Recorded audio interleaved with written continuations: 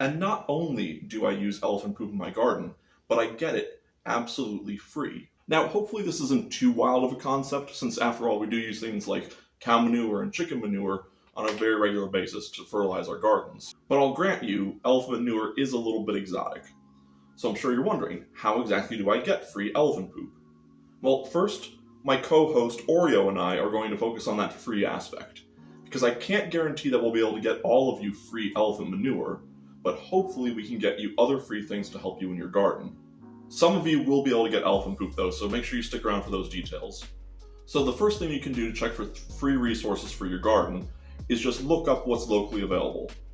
In my city of Glendale, I was able to just look up free compost, and I found out that the city actually gave out free compost bins. All I had to do was shoot them an email, and in 2 weeks they delivered it right to my door. It was super convenient, and this wasn't a cheap item either. This is like a $60 to $70 compost bin. So hey, I can get behind my taxes getting used like that at least. But let's do a quick example of this just to see where else might have some free resources. So I'm just going to randomly look up a place like, say, Pittsburgh, Pennsylvania, and you can check things like free mulch, free compost, free gardening resources. And right away, it does look like they have some things available. It looks like there's a seed library type of thing where you can get free seeds, and they recycle Christmas trees, so you get free mulch from that. Granted, that's only once a year. But you can immediately see that there are some really beneficial resources just by looking things up that you might not have known were readily available. Because I think a lot of people, when they're starting a garden, just think, oh, I'm going to go to the big box store and get everything I need. But depending on the size of your garden, that can start adding up quickly. So it's great to find free resources that you can take advantage of. Now, the next thing you can check is landscaping companies.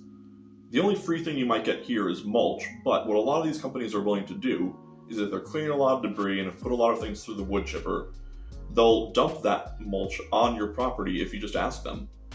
Now, maybe they aren't willing to do this, but landscaping companies can provide another good resource in dirt and/or bulk compost.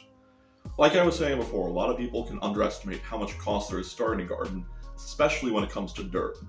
So buying it in bulk from a landscaping company can save you a lot of money. If you're just using bagged dirt from a big store, you might be paying somewhere like $9 per cubic foot.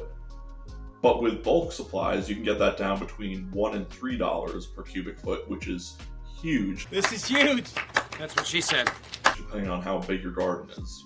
Finally, if you check for local programs and there isn't anything available, you can always ask your local city council to start a gardening or compost program. These are pretty popular things and usually an easy win for any local politician. They're typically not super expensive to start either, since they're already handling this type of waste and just need to do something different with it now. So it never hurts to ask. And you never know, maybe you can start something that's going to be a huge benefit to your community, the environment, and your wallet. But now back to why you all clicked on this video. How and where do I get elephant poop to use in my garden? Well, when I was looking up local resources to use, I found that the city of LA actually has a compost program. What they do is all the landscaping work that goes on in Griffith Park for clearing debris, cutting down trees, etc. gets brought to the top of the mountain. But what else is in Griffith Park is the LA Zoo.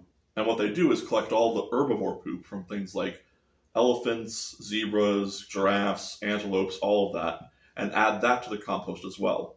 Then they just leave it out in a giant pile and you're able to bring back as much as you want. Now, I can't say for certain if elephant poop is the secret to how well my garden's been doing, but it's been a great resource, and my plants are certainly happy, so I'm going to say it is. So yeah, for those of you in the Los Angeles area, go get your elephant manure to fertilize your garden with.